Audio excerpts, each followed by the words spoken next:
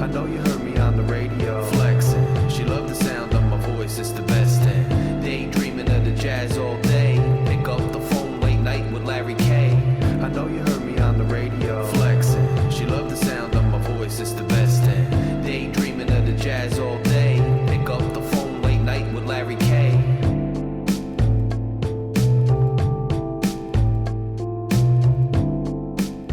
Scarlet Nation, we are back, and we are here with episode 2. Excuse the little amateurish nature of the introduction. I'm working with what I'm working with, but I kind of dig the little amateur animation and whatnot. Adds a little bit of my own flavor to it, just like that song adds definitely my own flavor to it. If you don't know, you better ask somebody about that whole thing, the whole Larry K. Luciato thing going forward. But look, fresh off the game last night, I'm a first-time season ticket holder myself. I've been to several games, obviously. Football season ticket holder for a while. But first time in there in my own seats in Jersey Mike's, a.k.a. The Rack.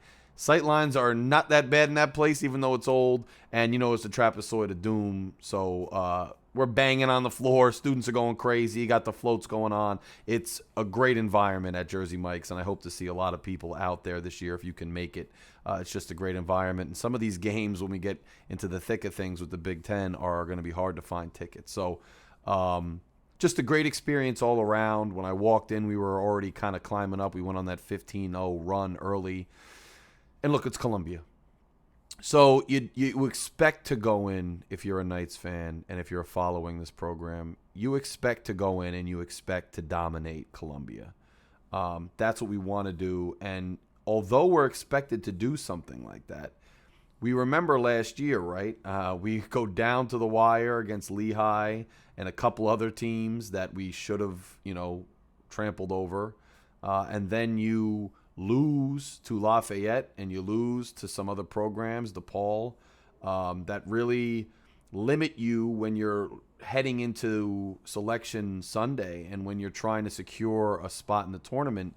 Those losses can really hurt you, and the wins don't necessarily help you very much. So you want to go into these types of games, and what you want to see is you want to see domination pretty early. You want to see the Knights do what they're supposed to do, which is supposed to blow out a team like Columbia, especially on our home floor. And for a new era, minus Geo Baker and minus Ron Harper Jr., who were in the building, by the way, which was really cool. But for a new era, this is the way you wanted to see this new chapter in the Pikiell era take off. We just dominated Columbia. You had a little bit of a scare, and I think it's reminiscent of some of the other issues that this team and this program has had in the past. You go up 15-0, you're riding high, especially Paul Mulcahy and Cliff Amori are looking very good. But then you go on the drought. And it's not just the drought, but it's the way that the drought happens, right? You're missing around the rim a lot. You're missing bunnies. You're missing layups. And unfortunately, we've seen that a good amount with this program, so you start to get the jitters a little bit if you're a Rutgers fan. We're also not shooting terribly well from the free throw line, and that's a concern. So towards like the middle to late part of the first half, you see a little bit of a struggle. And early on, what I think a lot of us were paying attention to, and what I was paying attention to, was how is Cam Spencer, this heralded transfer who dominated the Patriot League, how is Cam Spencer going to do? And early on, you saw some of what you heard from some of the scrimmages. You see he's a little bit jittery and he's not hitting his threes and all this other stuff. So in the first half, the middle point, you get a little bit jittery and you get a little bit worried. But then the end of the first half, we really step it up defensively. The guys answer the call. They go up about 10 before the end of the half. And then the second half, I mean, you really couldn't have asked for a better second half. First of all, you had Spencer. Like, if we're going to have a successful transition from the Geo Baker, Ron Harper era and a successful turn of the page to this new chapter, you're going to need good play out of a transfer like Cam Spencer. It can't just all be this two-man game with Paul and Cliff. You need a guy like Spencer. And I want to say, Spencer kind of seems to me to fit that mold, that Big Ten mold, right? Some of these other squads we go up against, they have this guy who can shoot, who can slow the game down, who can do certain things around the hoop but from the perimeter. in that position that these Big Ten teams have had for a long time. And though we've had freak athletes and we've had really good one-on-one players, we've had stellar defensive players, I don't know that we've had a player quite with his skill set before. So the second half, you just see the potential of Cam. I think he settled down a lot. He probably had jitters his first time at a Rutgers home opener at the Rack. There's a lot of hype. There's a lot of hoopla going into that. But he settles in, and you just see what he can do. He starts hitting his perimeter shots. He starts stealing the ball, playing really good defense. He starts finishing around the rim. You see that swagger coming out a little bit. He's down the end of the floor by the student section, telling the students to get loud. And you start to see, I think we really did see, Cam Spencer start to come into his own there. Here's a guy who played 29 minutes, so a lot of minutes.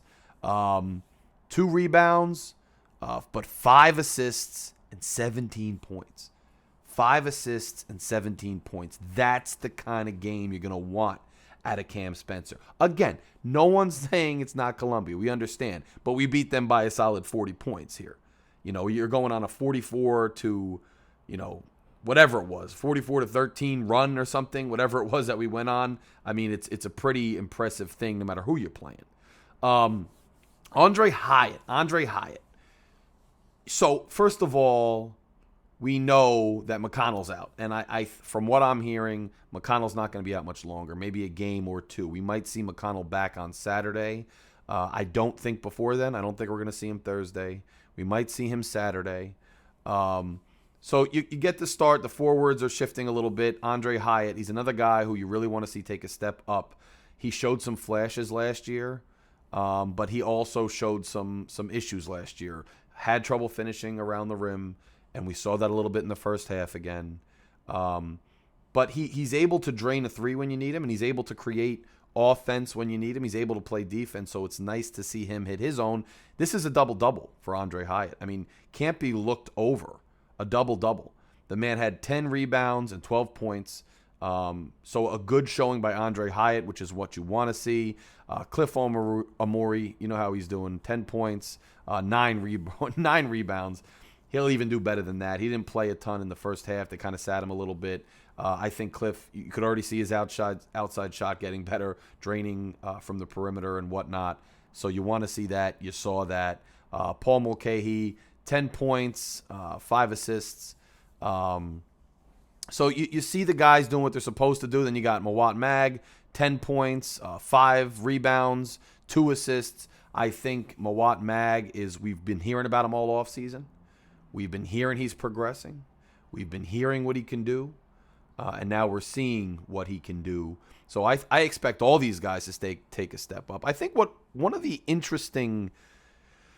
more interesting narratives from the game was Derek Simpson.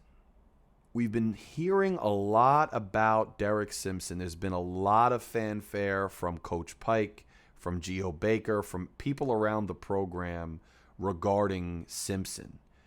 And I think one of the more interesting storylines that we really saw yesterday was Simpson playing 22 minutes to Jalen Miller's 7 minutes. And you wonder if that is indicative of a larger story that we're going to see play out this season, or if that was just Pike trying to get some of the younger guys more run and not playing some of these other guys. Because Miller last year, if you looked at his game, he was a tenacious, and that's an understatement, a really tenacious defender. And we actually played him at certain key moments last year for that defense in pivotal games at pivotal times. So his defense is nothing to downplay. But nonetheless, Simpson comes in and he's got defensive prowess, but he's also got an offensive game that's not to be disregarded. 4 points, 4 rebounds, 2 assists. So he's coming in playing a significant amount of minutes. Now, I want to see if this is, hey, it's Columbia, we're getting him some work in, or whether this is, a larger trend where he might bypass Miller. He might actually be on his way to a much bigger role in the program going forward. Dean Reber, 11 minutes, 1 rebound, 1 assist, 6 points. He had the nice 3 from the perimeter, which is what you know Dean can do. He finished down by the rim once and then got the and one, sunk the free throw. Dean, I think we're going to see, as I said, it's going to be matchup dependent. We're going to see Dean sometimes at the 4. We're going to see Dean as a backup 5, maybe as a backup 4. We're going to see him sometimes on the floor with Cliff, sometimes without him. I think Dean's a versatile player. I think, to be honest, this team overall, if you look at a lot of these guys, especially in that, 3 to 4 space, even in the 2 space, there's some flexibility here. And remember, McConnell can handle the ball too. So there's some serious flexibility with this team. And I think and I don't have any inside knowledge or insight into Pike's brain or whatever, other than, just following the team, writing about the team, and just watching the team. But it seems like if you want to build a Steve Pikiell program, this team here has all the makings of it. A lot of versatility, a lot of guys who can play tenacious defense, a lot of guys who can shoot from different areas of the floor, who play with a lot of heart, a lot of speed.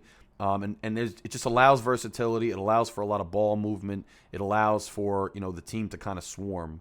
And I think that's the way Pike would design his teams, and I think we're going to see that this year. Paul Mulcahy, he's out there doing what he does, man, and that's just what he does. I already went over his stats, but he gave us a scare.